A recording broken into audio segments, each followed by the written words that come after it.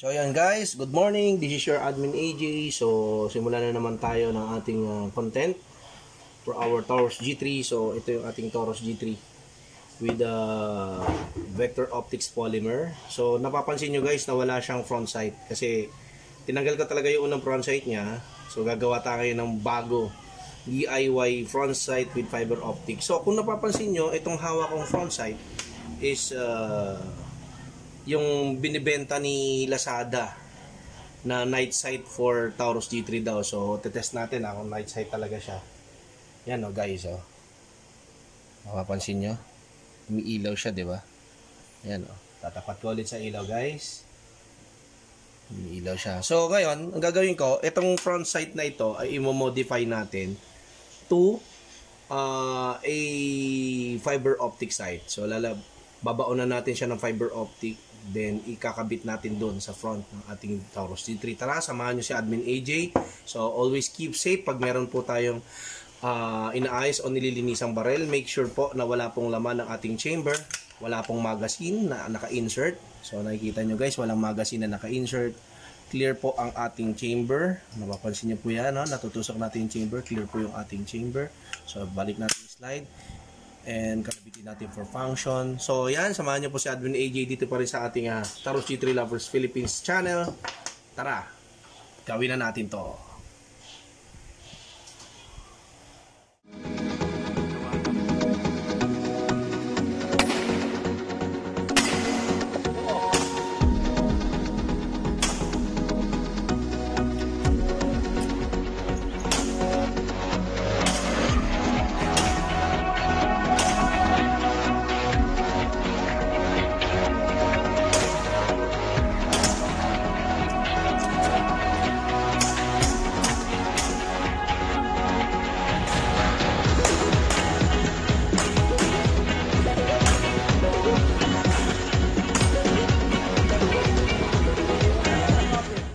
So guys, tara balik tayo dito sa ating topic.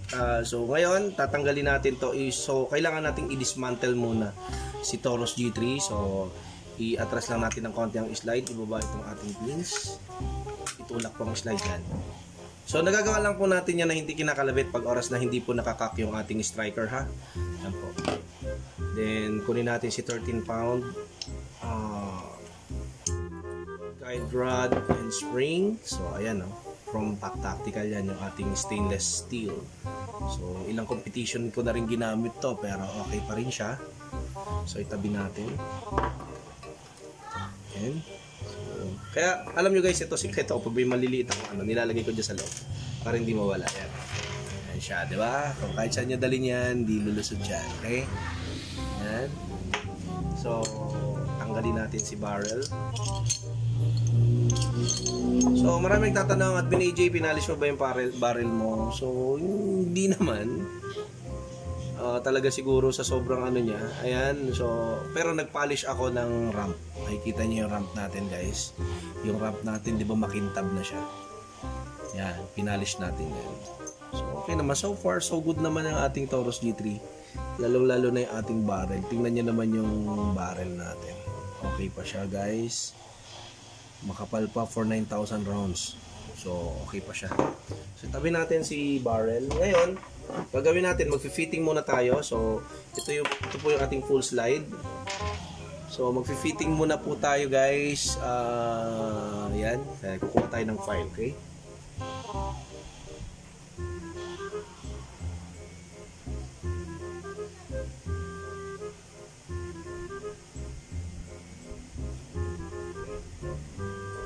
Medyo natagalan ako ng pagkuha ng file. Nandito pala.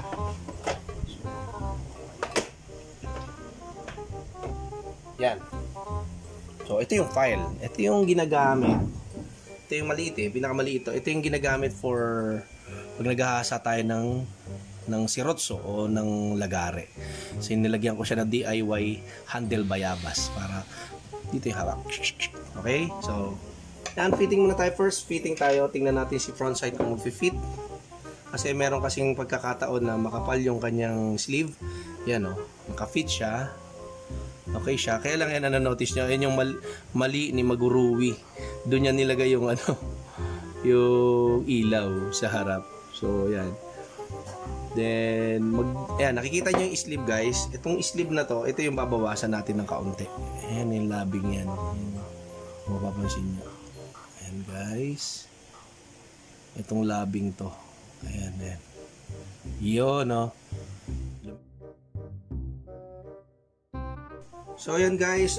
Pagkatapos nating hasain ng paunti-untit napakatagal. Yan, lumapat na siya.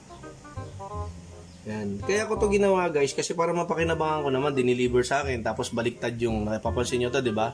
Itong umiilaw.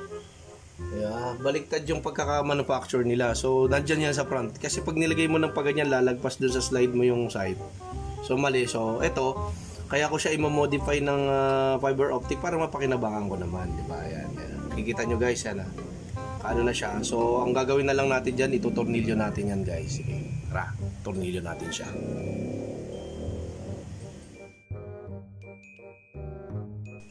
Yan, secured and fit na siya. Yan, hindi yan gagalaw kasi natabas natin ng tama yung magkabilang labi, no? So, yung purpose talaga nun guys, wag nyo pupudpurin yung pinaka-nosing na yun, ha? Sa pag pinupud nyo yun, iikot yung sight nyo. Yan, so yan. Konting higpit lang, di umiikot yung sight. So, yan. Anong purpose ni Admin AJ kaya niya ginawa yan? So, para in place yung sight pag oras na fina-file natin to.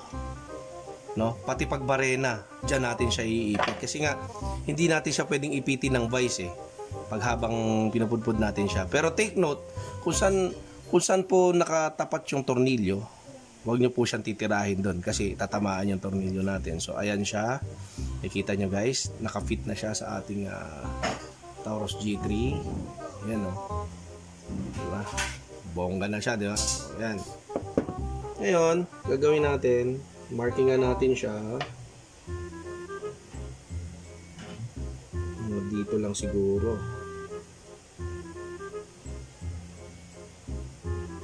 Yan, tapos dito.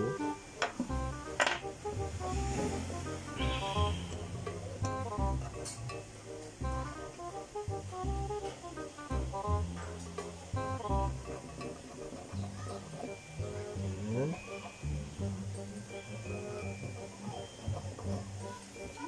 Ayan guys, nakita niyo marking na yan. Hanggang dyan lang natin pupudpurin yan. So, ayan.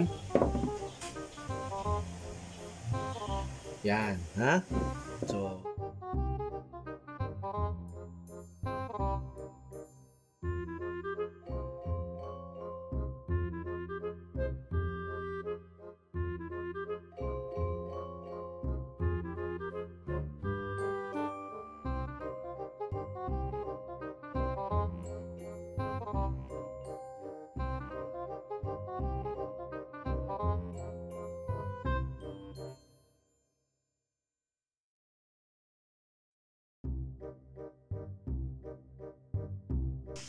yan guys, so yan, napudpud na natin siya. Kung nanonotice nyo, may kanal na siya, di ba? May kanal na siya, ayan. Ini-stylean ko lang yung kanal. So, mamaya pipinish pa natin yan. So, ngayon, babarinahan na natin siya rito. Natatagos dito. Di ba? So, babarinahin na natin siya. Punta doon para malalagyan natin ng fiber optic. So, tara, try nating barinahin. Sana hindi siya masira. Kasi, first time ko itong magbabarena ng ganito na may ano siya, hindi ko alam kung anong nasa loob nito Tara.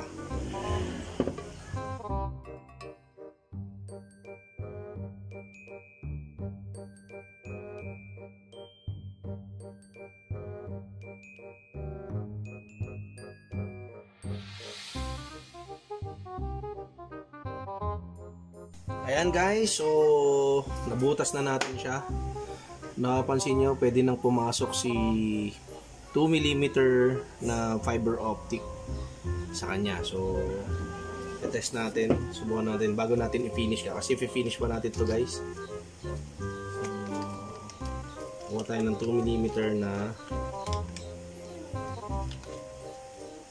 fiber optic. Yun, 2mm fiber optic. So, yan. Pasok na si 2mm fiber optic sa kanya. Kita nyo guys, yan. Puputulin na lang natin yan, tapos sabayaan natin. Yan ang itsura niya. So mamaya, natin yung finished product niya. Parang medyo pataas yata yung ano ko yung butas ko. Anyway. siya. Yan.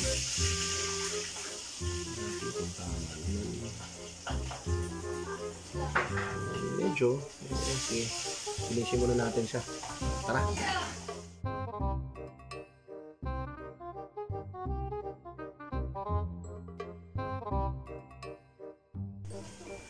Ayan guys, so tapos na. Ilalak na lang natin siya. Ayan na yung fiber optic natin. Di ba, pogi, di ba? So, para hindi lumuwa si fiber optic, unahin muna natin dito sa side na to. Yun. Dito sa side na to. Ayan natin ininit guys. Yung purpose niya para malak siya. Ayan. Nalak na siya. So, ayan. Ano, in place na siya yung ating fiber optic side. So guys, kanina na notice nyo nung kinabit natin, hindi pa natin nilagyan ng thread locker, so lalagyan natin ng thread locker. Sige, lagyan natin, tara. So guys, ito lang yung MC lock po, MX lock. So ito permanent to para mas matigas talaga, red. Pero kalimitan naman, ang ginagamit ko naman dito naman sa optic side ko is yung ating Loctite 242. 424 ba? O 242, ganyan. Yung blue lang. So, para pag nag-replace tayo ng battery, dito, mas madali siyang tanggalin. Kasi pag itong red, nako, iinitin nyo pa yung thread. Baka hindi nyo po magawa. So, ayan, tingnan nyo yung front. Kita nyo guys, umiilaw siya. Ayan na siya. So, tanggalin muna natin yung ating sight. Para lagyan natin siya ng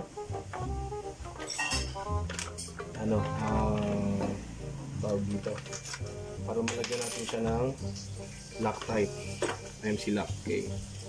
Tanggal muna natin.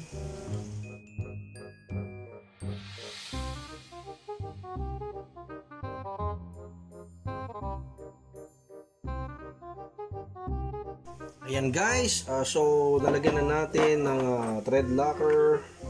So, ayan na. Ganyan talaga pag tayo sa ating workspace. Punasan ng thread locker. And ating mga tools dito ulit sa bilog. So, linis tayo. Linis.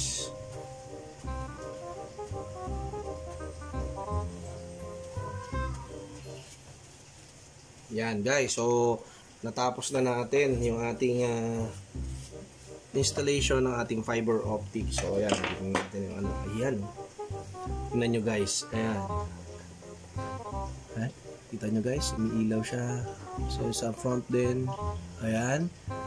Ayan yung gilid niya. Ayan, ganda na guys. So yan, ganyan lang kasimple guys. Yung ating DIY front sight installation, fiber optic na yan. So yung dineliver nila sa adang mali, ginawa natin ng paraan para naman maging tama. So okay siya. So yan guys, kikita nyo, pinunasan ko yung sobrang thread locker para naman hindi marumi sa ating slide. So, babalik na natin yung ating firearm.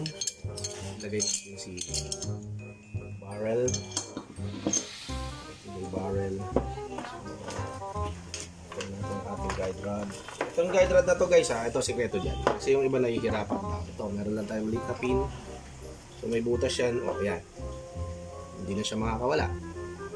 Rinlit natin together with the pass mo din ito. Yan napapansin nyo minsan pag nagpapadeliver tayo nito may hair clip siya, so yun ang purpose niya para paglagay doon hindi ka mahirap.